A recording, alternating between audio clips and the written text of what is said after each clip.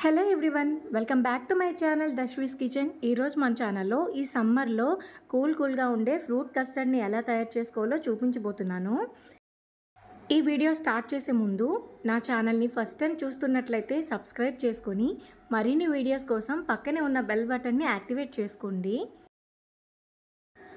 ఎంతో టేస్టీగా ఉండే ఈ ఫ్రూట్ కస్టర్డ్ని ప్రిపేర్ చేసుకోవడం కోసం స్టవ్ మీద ఒక ప్యాన్ పెట్టి అందులో 1/2 లీటర్ వరకు చిక్కటి పాలను వేసుకోవాలి, లేదా ఇలా 2 కప్పుల పాలని వేసుకోవాలి.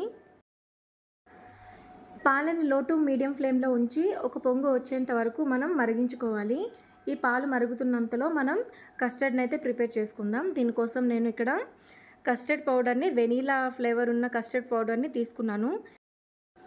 ఒక 2 స్పూన్ల కస్టర్డ్ పౌడర్ని వేసుకొని మరిగించి చల్లార్చిన అరకప్పు వరకు పాలను వేసి ఉండలు లేకుండా చక్కగా కలుపుకోవాలి.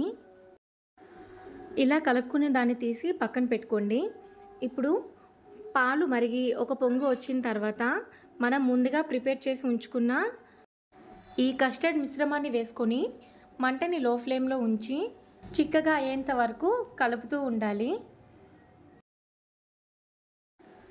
ఇందులో అరకప్పు వరకు పంచదారని యాడ్ చేసుకుని కస్టర్డ్ అనేది అడుగంటకుండా కంటిన్యూస్గా కలుపుతూ ఉండాలి. ఈ కన్సిస్టెన్సీలో వస్తే సరిపోతుంది. వెంటనే స్టవ్ ఆఫ్ చేసి చల్లారిన తర్వాత ఒక 1 అవర్ పాటు ఫ్రిడ్జ్లో పెట్టుకోవాలి. ఒక 1 అవర్ తర్వాత తీసి ఇందులో మీకు నచ్చిన ఫ్రూట్స్ని యాడ్ చేసుకోవచ్చు.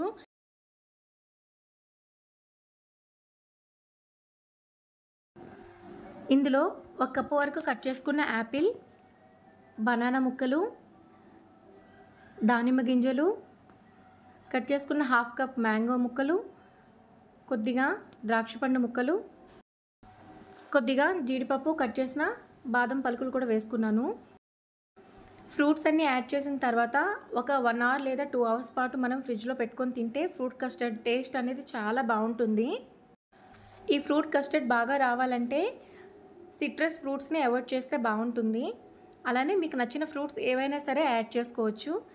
ఈ వీడియో మీకు నచ్చినట్లయితే లైక్ చేయండి, షేర్ చేయండి, అండ్ ఈ రెసిపీ మీరు కూడా ట్రై చేసి ఎలా వచ్చిందో కామెంట్ బాక్స్లో కామెంట్ చేయండి.